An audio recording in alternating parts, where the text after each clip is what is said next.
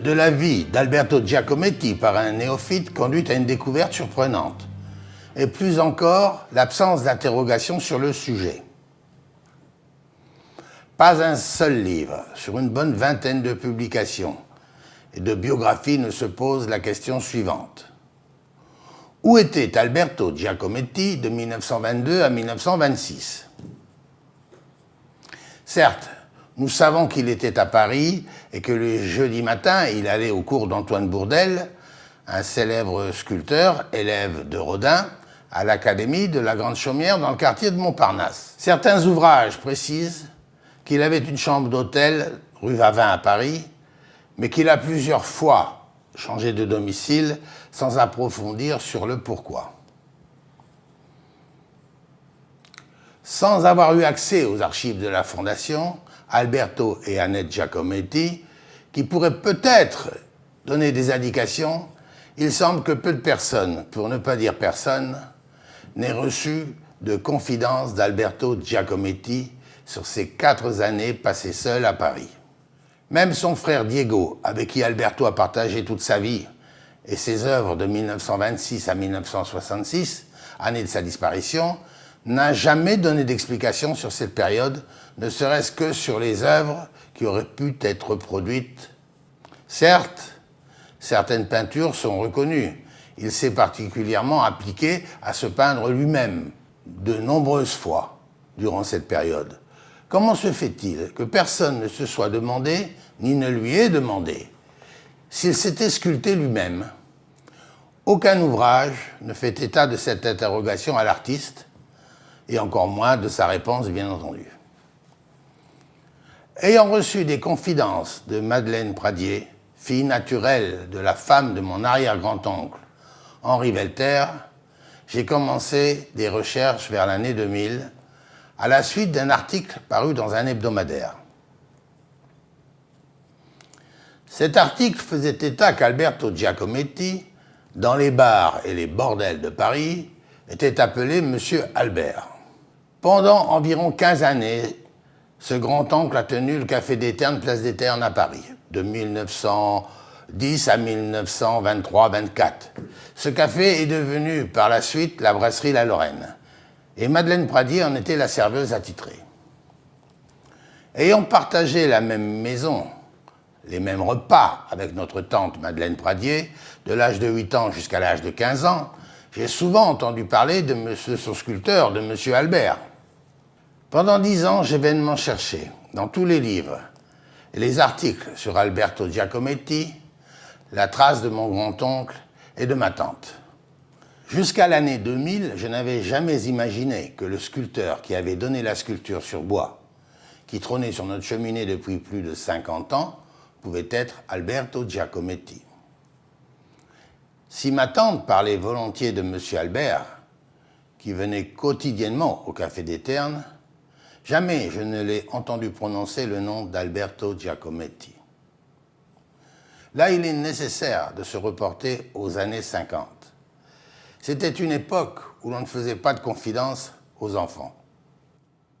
Si ma mère, qui s'est occupée de Madeleine jusqu'à son décès, a reçu certaines confidences, elle les a gardées pour elle. Mais je suis persuadé, c'est mon intime conviction, que lorsque ma mère m'a demandé de prendre soin de cette sculpture, par respect pour Madeleine, qui lui accordait une tendresse, une valeur toute particulière, elle ignorait tout de l'artiste. Je suis donc parti de presque rien, mais de 2 certitudes. L'une était que Madeleine, qui avait 80 ans, ne pouvait pas mentir sur le nom de son artiste, M. Albert. Et d'autre part, que le modèle sculpté par l'artiste dans l'œuvre que nous détenions était Madeleine elle-même. Étant enfant, devant nos affirmations pressantes de mes sœurs et de moi-même, elle souriait sans jamais avoir confirmé ou infirmé que c'était elle. Pire, pour nous induire en erreur et n'avoir pas à répondre à d'autres questions, elle a toujours prétendu que cette sculpture avait été donnée à l'oncle Henri par M. Albert. Et si cela était exact, cela ne changerait pas grand-chose, hormis que c'est peut-être pour remercier l'oncle d'avoir mis à sa disposition le studio du 49 de l'avenue de Wagram. Reste à prouver que ce studio vide depuis l'année 1916 a été mis à disposition d'Alberto Giacometti. En accédant aux archives, nous pourrions peut-être découvrir si Alberto Giacometti avait une boîte à lettres à cette adresse. Comment Alberto Giacometti, débarquant à Paris en janvier 1922, a-t-il pu se retrouver au Café des Ternes et y établir son quartier de loisirs?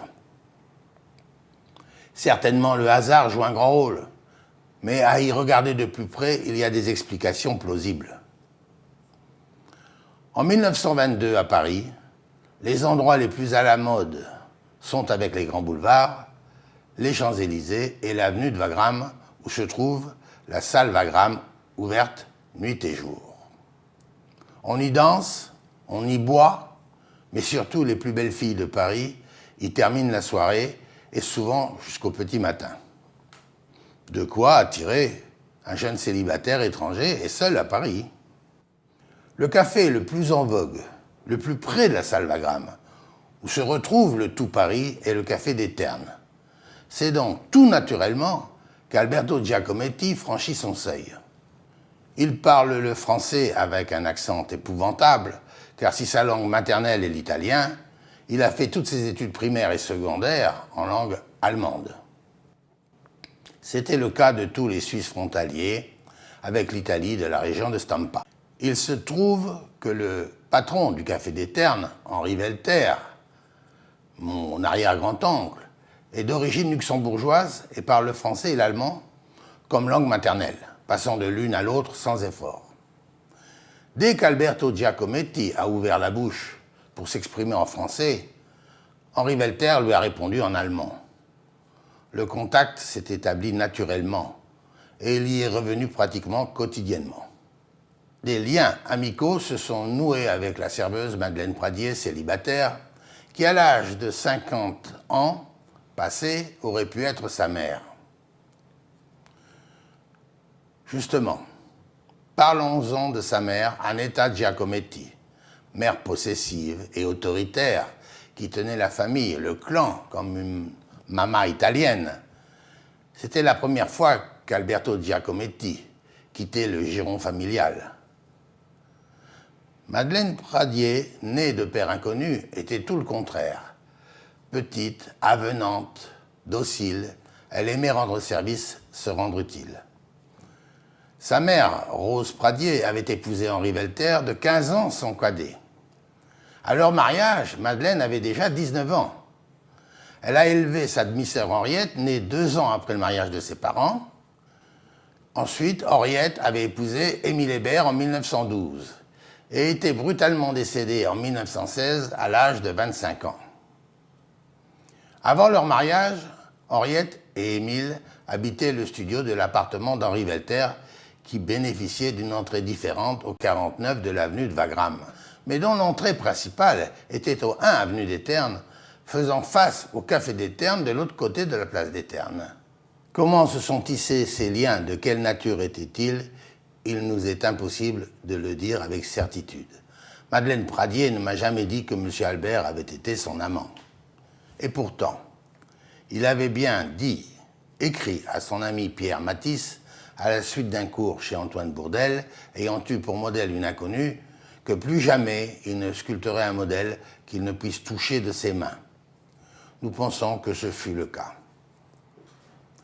Néanmoins, Madeleine ne nous a pas non plus avoué que c'était elle le modèle sculpté sur l'œuvre qu'elle nous a remise, et pourtant là, nous avons la preuve visuelle. Au départ de nos recherches, nous avions exclu cette hypothèse. Nous avions imaginé qu'Alberto Giacometti avait croqué, caricaturé Madeleine pendant son service au café. Nous pensions qu'il avait fait des croquis sur un carnet et qu'ensuite, il s'était servi de ses dessins pour reproduire la sculpture dans sa chambre d'hôtel. Après des années d'études de la vie d'Alberto Giacometti, nous avons abandonné cette possibilité, car nous nous sommes aperçus que c'était un coureur de fond. 10 fois, 100 fois s'il le fallait, il reprenait son ouvrage, détruisait ce qu'il venait de faire, jamais satisfait. S'il n'avait pas le sujet en face de lui, les yeux dans les yeux, il était incapable de trouver la bonne expression du visage. C'est pourquoi nous pouvons affirmer, sans crainte de nous tromper, qu'il avait Madeleine immobile, stoïque, face à lui, seul à seul dans une pièce. Restait à trouver l'endroit. Madeleine travaillait, il eût été difficile de traverser Paris pour faire des séances de pause à l'hôtel de M. Albert. Son temps était compté. Il ne pouvait être question de faire ces séances au Café des Ternes. Nous nous acheminions donc sur le seul endroit possible, l'appartement de Henri Welter au 1 de l'avenue des Ternes, quand nous avons découvert que les pièces de service de l'appartement avaient été transformées en studio. Il avait une entrée indépendante au 49 de l'avenue de Wagram et était inoccupé depuis 1916. Ce studio pouvait convenir et être mis à disposition de M. Albert sans déranger personne. Nous ne désespérons pas de trouver un jour dans les archives des fondations ou dans un musée la confirmation de cette hypothèse. Pourquoi Alberto Giacometti n'a jamais parlé de ces 4 années passées seul à Paris à personne? Combien de temps a duré la liaison, si liaison il y a eu, entre Madeleine et M. Albert? Voilà 2 questions intéressantes et embarrassantes. Pour répondre en partie ou en totalité à la première question, nous pourrions dire qu'il craignait que sa mère apprenne qu'il avait pris pour modèle et maîtresse une femme plus âgée qu'elle.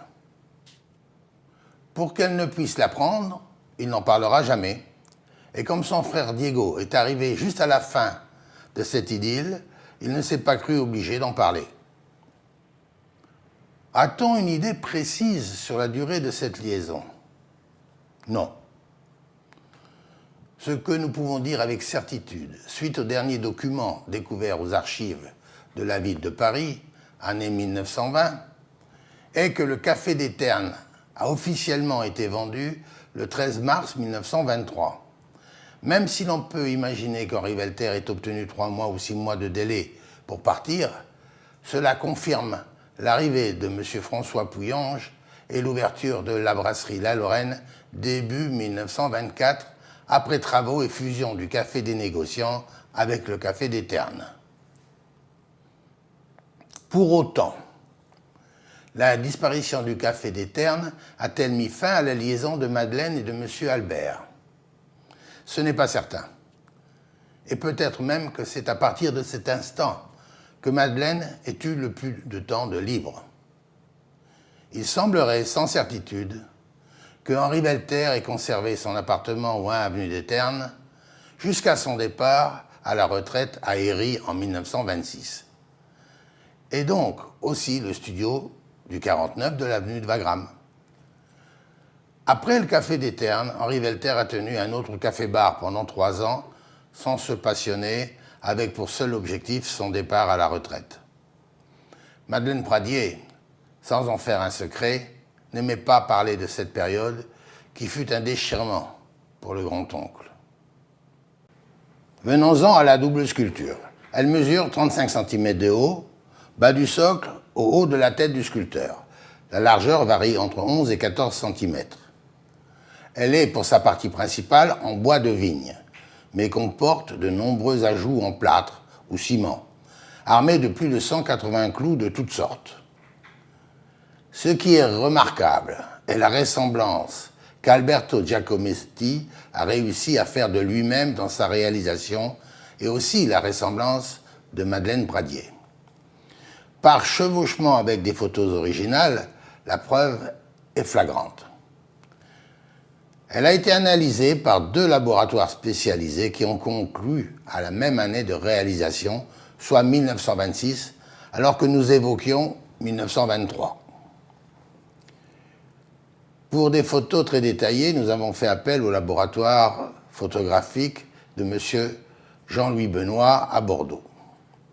N'étant pas un expert, même si j'ai une bonne connaissance de la vie d'Alberto Giacometti, je ne ferai pas de commentaires et laisserai les experts s'exprimer sur l'œuvre elle-même. La 3e vidéo que vous allez voir est l'œuvre du laboratoire d'analyse et d'expertise en archéologie et œuvre d'art de Madame Béatrice Sepertiski. La tomographie ayant été réalisée chez Airbus Defence and Space. Là encore, n'ayant pas la compétence pour commenter le rapport de 50 pages de ce laboratoire de Bordeaux qui accompagne cette vidéo, je laisserai à Madame Béatrice Sepertiski le soin de le faire en temps utile. À toutes ces recherches, je suis obligé d'associer M. Adrien d'Armendrail, expert près de la Cour d'appel de Pau, qui a été le premier à m'encourager à aller au bout de mes recherches. Ayant décelé une probable signature sous le socle, sous la crasse, et qui a été le premier à considérer que, quel qu'en soit l'auteur, nous détenions une véritable œuvre d'art. Néanmoins, après toutes mes recherches, je vous livre certaines réflexions. Pendant 50 ans, je n'avais jamais regardé de très près cette sculpture.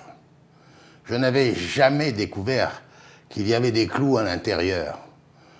Les années aidant, les écarts de température font que le bois joue de plus en plus et un jour, j'ai découvert qu'il y avait 2 clous sous le socle.